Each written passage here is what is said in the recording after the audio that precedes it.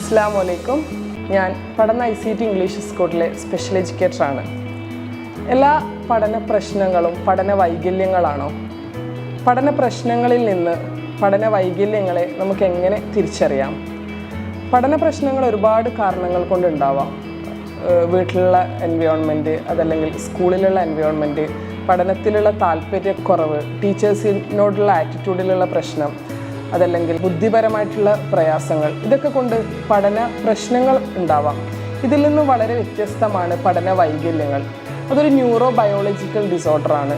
Neurological പ്രോസസ്സിൽ വരുന്ന delay കൊണ്ടോ ഒരു കാര്യം കൃത്യമായി പ്രോസസ്സിങ് ചെയ്യാനുള്ള, ഒരു ഇൻഫർമേഷൻ കൃത്യമായി പ്രോസസ്സിങ് ചെയ്യാനും അത് റിസൾട്ടിലേക്ക് എത്തിക്കാനുള്ള പ്രയാസം കൊണ്ടോ ഉള്ളതാണ് ലേണിംഗ് ഡിസബിലിറ്റി എന്ന് പറയുന്നത്. കുറച്ചും കൂടി സിമ്പിളായി പറഞ്ഞാൽ, അതായത് IQ level 85 to 150 normal IQ level ആയിരിക്കുകയും പഠനത്തിൽ മാത്രം ബുദ്ധിമുട്ട് അനുഭവിക്കുകയും ചെയ്യുന്ന കുട്ടികൾ. അവർ ബുദ്ധിപരമായി ചെയ്യേണ്ട കുറേ കാര്യങ്ങൾ, ബാക്കിയുള്ള കുട്ടികളോടുള്ള മിംഗ്ലിങ്, അതൊക്കെ ചെയ്യാൻ പറ്റും. പക്ഷെ പഠനത്തിൽ മാത്രം പിന്നോക്കം നിൽക്കുന്ന ഒരവസ്ഥ. ആ അവസ്ഥയിലുള്ള കുട്ടികളെ നമ്മൾ അസസ്മെൻറ്റിലൂടെ തിരിച്ചറിയാം. നമ്മളിവിടെ ഉപയോഗിക്കുന്നത് SSA, അതായത് സ്കോളാസ്റ്റിക് സ്കിൽ അസസ്മെൻറ്റ്.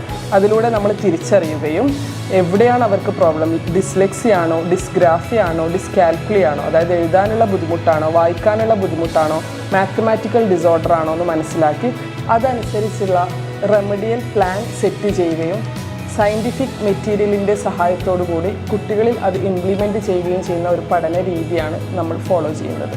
ഇവിടെ കുട്ടികൾ ഹാപ്പിയാണ്, പാരൻസ് ഹാപ്പിയാണ്, സ്കൂളും ഹാപ്പിയാണ്.